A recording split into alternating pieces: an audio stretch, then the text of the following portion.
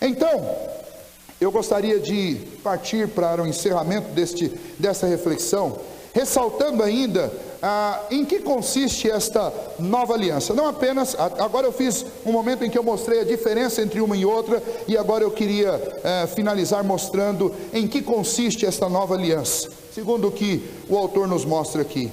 Primeiro, não é mais aliança com o Israel político, mas é aliança com o Israel espiritual. No Israel político, como eu já disse para vocês, tinha muita gente que nascia e se dizia a respeito deste povo: este povo é o povo de Deus.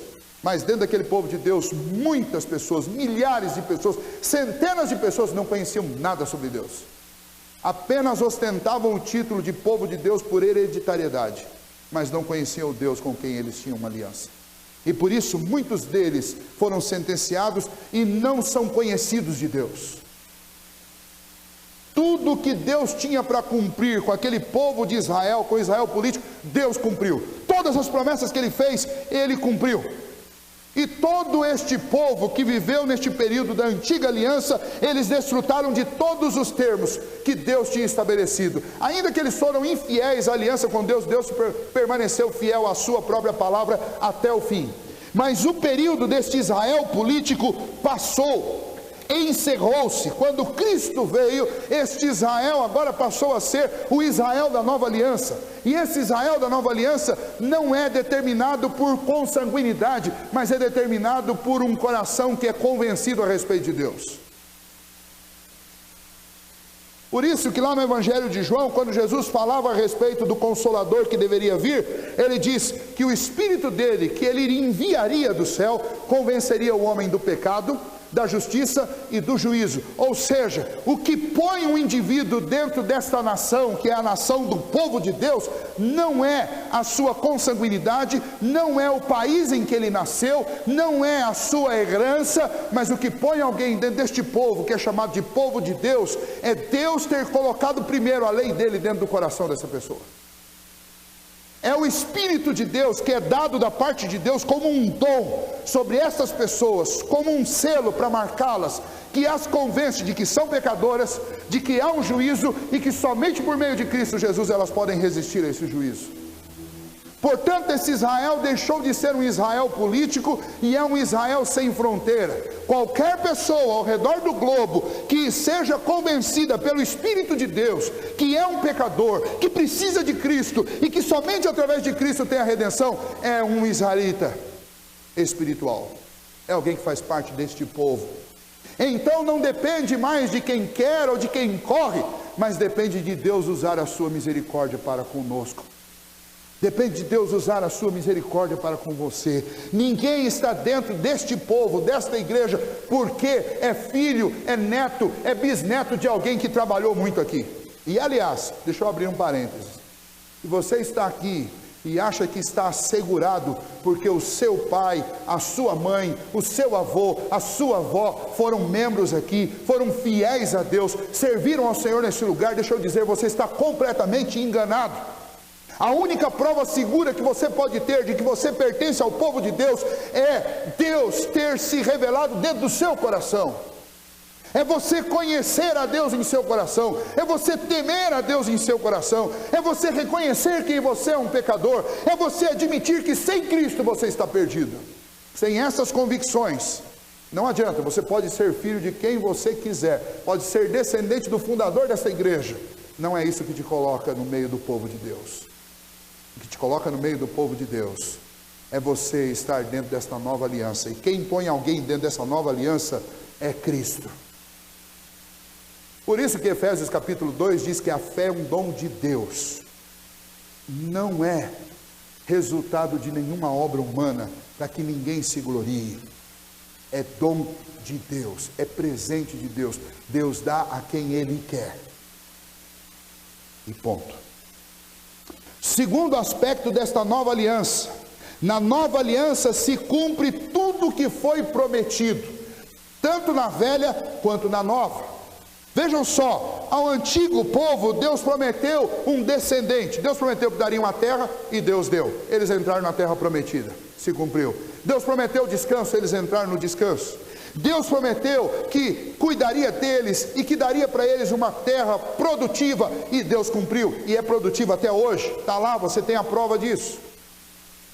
Deus prometeu que daria a eles um rei, e este rei seria o Salvador, o Messias, e o Senhor deu. Só que eles não o receberam. Mas o Senhor cumpriu toda a sua parte. O Senhor cumpriu tudo o que havia prometido para aquele povo.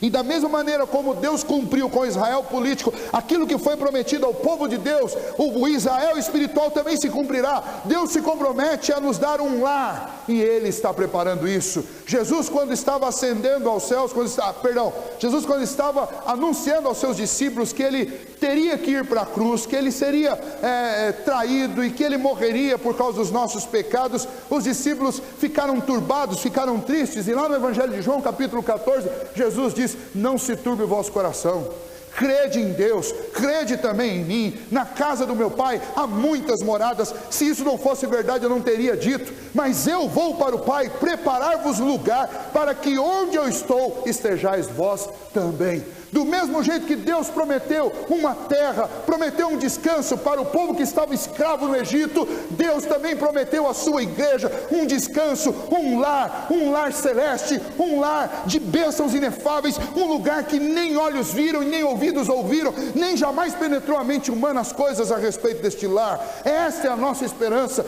Do mesmo jeito que Deus cumpriu a promessa com o povo no Antigo Testamento, Ele também cumprirá conosco, porque as palavras do Senhor não voltam atrás.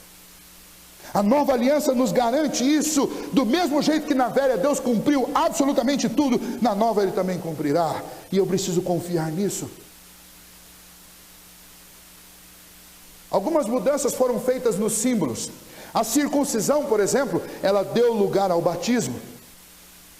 E então, quando eu pratico o batismo, eu estou não só obedecendo o que Jesus me mandou fazer, mas eu estou também demonstrando com um sinal visível uma obra invisível, que é a circuncisão do coração.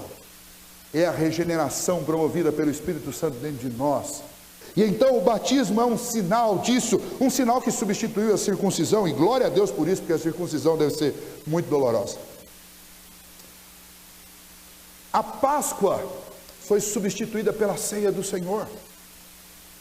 A Páscoa foi substituída pela ceia do Senhor. Na Páscoa se lembrava daquele cordeiro que foi morto para que os primogênitos fossem salvos. Na ceia do Senhor nós nos lembramos do Filho unigênito de Deus, que foi morto para que nós fôssemos salvos. Por isso que ao celebrarmos a ceia, nós tomamos o cálice e dizemos: este cálice é o cálice da nova aliança, porque simboliza esse momento novo, esse relacionamento novo que nós temos com Deus, superior por meio de Cristo Jesus. O sábado, por exemplo, foi trocado pelo domingo. O sábado, que lembrava o descanso que Deus proporcionou ao povo, agora foi trocado pelo domingo, que lembra da ressurreição de Cristo Jesus, que é muito maior e muito mais importante do que o descanso. É o nosso Redentor, o nosso Salvador, redivivo, ressuscitado, e vive e reina para sempre.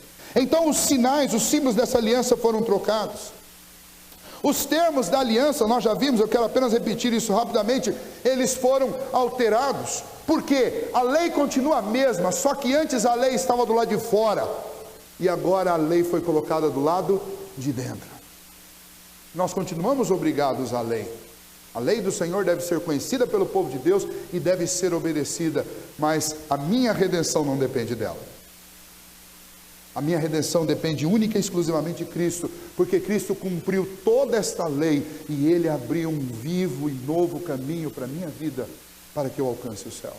Ele escreveu o nome dele sobre mim, me justificando diante de Deus. Então quando Deus me olha lá do céu, quando Ele me vê, quando Ele vê o meu nome, há um risco sobre o meu nome, e há um nome de Cristo escrito sobre, e Ele se contenta com a minha vida, porque Ele sabe que os meus pecados foram pagos pelo Seu Filho. O Seu Filho tomou o seu lugar e me deu a condição de viver como filho de Deus. E então, justificado diante de Deus, não há nada que me separa de Deus, porque Deus está plenamente satisfeito com a minha vida, e você precisa crer nisso. Esse é um dos aspectos da nova aliança. Deus está plenamente satisfeito com você, porque sobre o seu nome está o nome de Cristo. Entre você e o Pai existe a figura de um mediador, que é Cristo Jesus. E é isso que este autor queria que aqueles irmãos hebreus soubessem. Vocês não podem voltar para o judaísmo, fazer sacrifício, fazer penitência, porque vocês agora, diante de Deus, desfrutam de um relacionamento que é um relacionamento superior, é um relacionamento de filho. Deus se relaciona com vocês como Ele se relaciona com Jesus Cristo. Mas e os meus pecados? Semanalmente ainda tropeço, acontece alguma coisa? Cristo morreu por todos eles lá na cruz do Calvário. Eu faço confissão de pecados para obedecer a palavra de Deus e para que a minha mente seja curada da culpa do pecado, porque diante de Deus todos os meus pecados já foram perdoados por Cristo Jesus, até os que eu ainda nem cometi.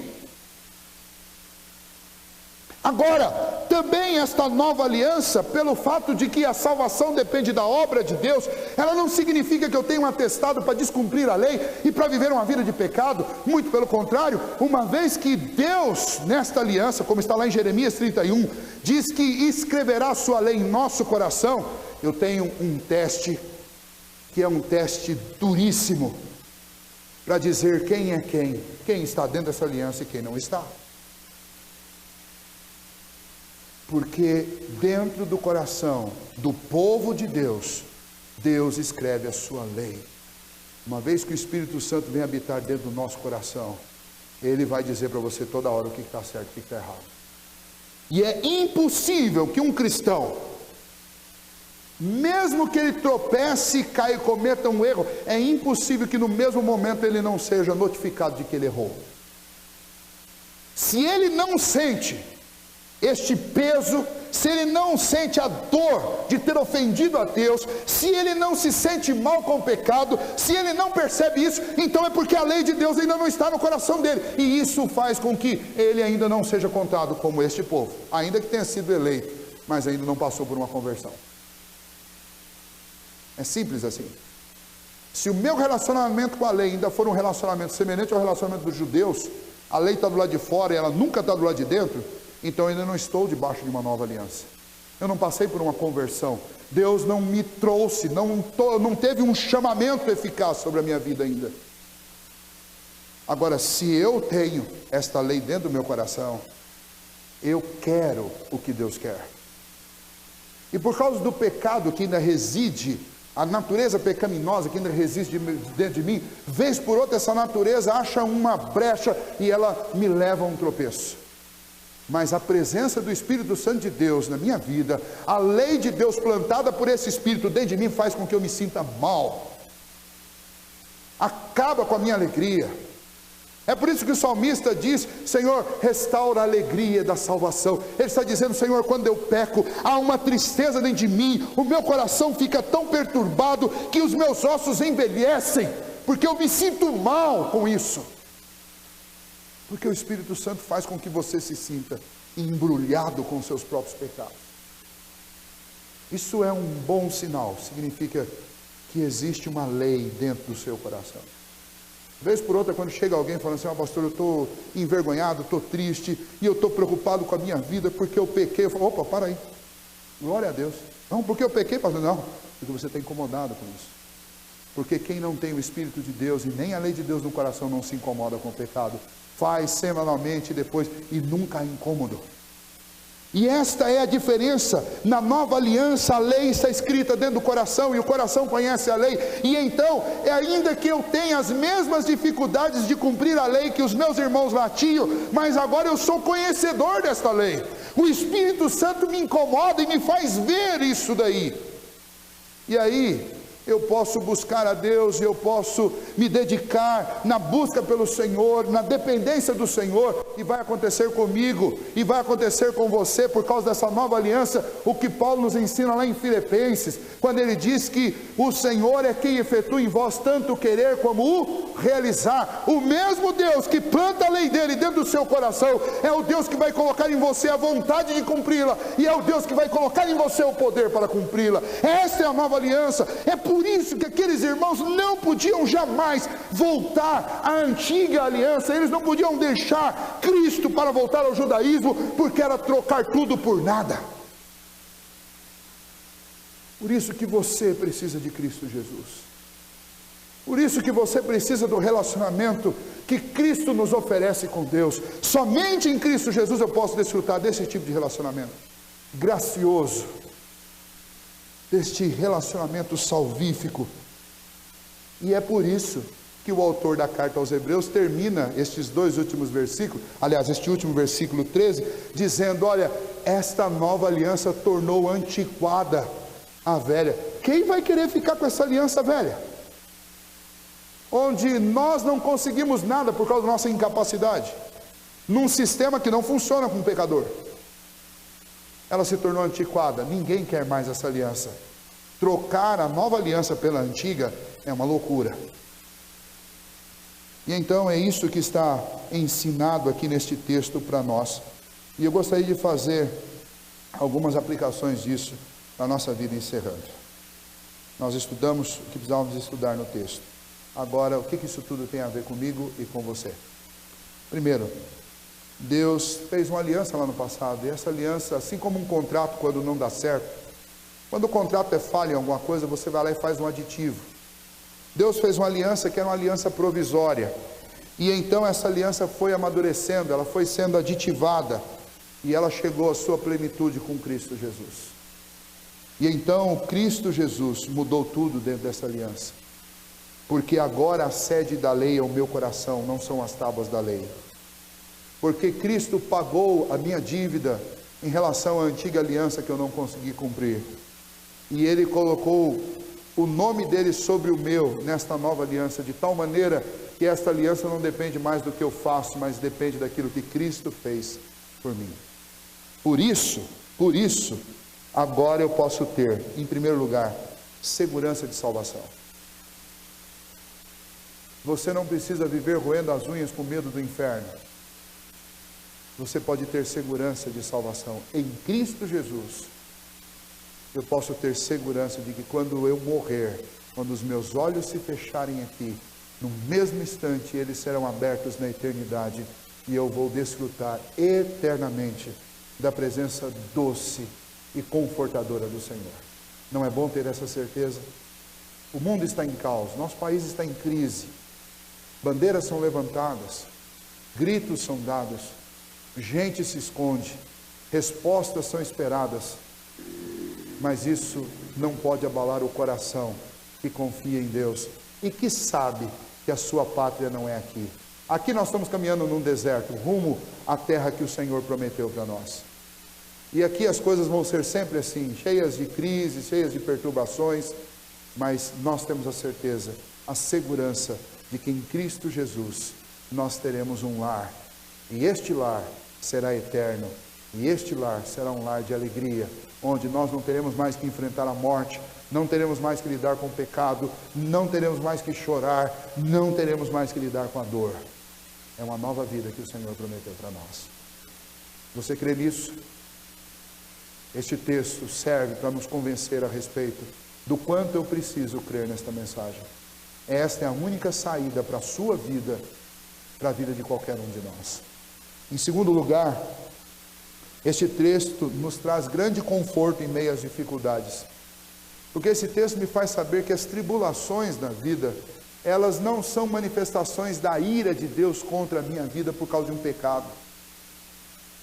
E a gente inclusive precisa mudar o nosso jeito de falar, porque quando a gente vê alguém passando por um problema, logo ou a gente fala ou a gente pensa, nossa, deve ter aprontado alguma, porque para Deus está fazendo isso. E a gente fica imaginando que Deus é alguém raivoso, que fica o tempo inteiro, fez uma coisa que ele não gosta, ele vai lá e pau. Não é esse o relacionamento que eu tenho com Deus. Se você pensa assim, então mude a sua forma de pensar. Na nova aliança não é assim, porque Cristo pagou por todos os meus pecados. Deus não vai descontar os meus pecados sobre mim, porque eles já foram descontados em Cristo Jesus. Pastor, então por que eu passo por problema? Você passa porque Deus quer amadurecer você. Por que nós passamos por lutas e tribulações? Porque Deus tem um compromisso em nos amadurecer. É por isso que nós sofremos. Deus quer que eu me torne semelhante ao seu Filho. E por isso Ele me submete a testes que vão daqueles mais leves àqueles mais terríveis. Deus sabe o quanto eu preciso aprender. Então, na nova aliança, eu não preciso desconfiar que Deus está irado comigo, por isso Ele está me fazendo passar por dificuldades. Não. Na nova aliança eu sei que Deus está me fazendo passar por dificuldades porque Ele é um Pai que tem todo o desejo de ver os seus filhos amadurecendo. Então ele vai deixando os filhos experimentar coisas mais difíceis, para testar o conhecimento que ele tem dado aos seus filhos. Em terceiro lugar, quando nós olhamos para esse texto, nós podemos ter uma alegria muito grande em saber que Deus jamais se lembrará dos nossos pecados. Não tem coisa mais triste do que você conviver com alguém que volta e meia chega para você e fala: ó, você lembra quando você fez aquilo? Eu não esqueci não. É duro isso. Às vezes os pais fazem isso com os filhos, às vezes os filhos fazem isso com os pais, às vezes o esposo faz com a esposa faz com o filho, com o esposo, demonstrando que não foi perdão, mas foi alguma coisa assim: eu vou deixar você na minha mão, todas as vezes que você fizer uma coisa errada eu vou esfregar o seu erro na sua cara. Sabe qual é a grande alegria no nosso relacionamento com Deus? Deus não vai fazer isso com você jamais. Sabe aquela história que você já ouviu, que quando você chegar no céu, Deus vai te colocar num banquinho e fazer passar a sua vida inteira na sua frente? Não vai não. Você que está em Cristo não vai, porque Cristo Jesus levou todas as tuas vergonhas, os teus pecados e as tuas culpas. Não tem filmezinho para passar na sua frente, porque a palavra de Deus, Jeremias 31, 34, dos seus pecados eu jamais me lembrarei. Glória a Deus por isso, porque o meu passado foi lançado no mais profundo abismo e Deus não vai retirar de lá. Não precisa ficar se corroendo pela culpa do passado. É isso que consiste a nova aliança. É isso que consiste esse relacionamento com o Senhor. Deus definitivamente põe uma pedra em cima desse assunto. Está encerrado.